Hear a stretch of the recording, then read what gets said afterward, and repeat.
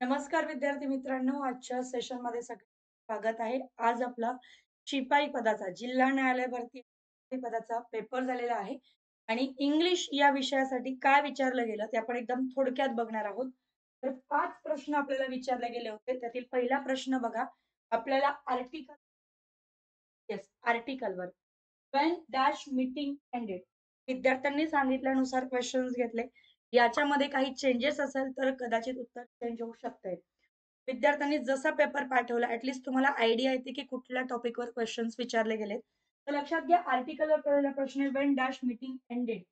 मीटिंगच्या आधी आपण काय वापरणार आहोत? आर्टिकल द वापरणार आहोत. स्पेसिफिक मीटिंग असेल तर when the meeting ended. Second question, he always dashed the office 8 a.m. या सेंटेन्स मध्ये ऑलवेज तुम्हाला काय दिसतो?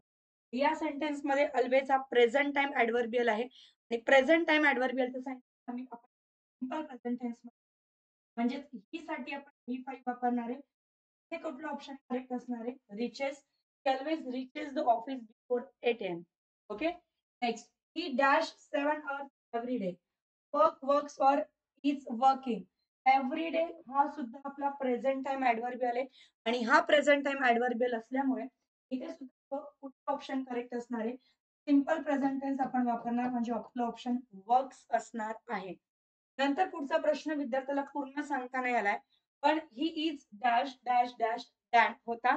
ओके, इथे आपल्याला योग्य ऍडजेक्टिव्ह यूज करायचा होता.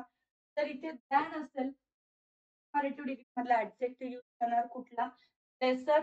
तो इथे कदाचित ऑप्शन लेसर येऊ शकतंय, पण बाकीचा सेंटेन्स पूर्ण माहित नसल्यामुळे फक्त अंदाज लावू शकतोय. आणि शेवटचा प्रश्न होता पंक्च्युएशनवर.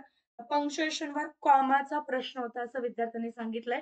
तर उद्या ज्यांचा पेपर असेल त्यांनी हे क्वेश्चन्स व्यवस्थित बघून जाणं गरजेचं आहे. या चॅप्टर्सवर व्यवस्थित फोकस करणं गरजेचं आहे. आर्टिकल, टेन्स, ओके, आणि पंक्च्युएशन. ओके, चलो. So thank you so much guys.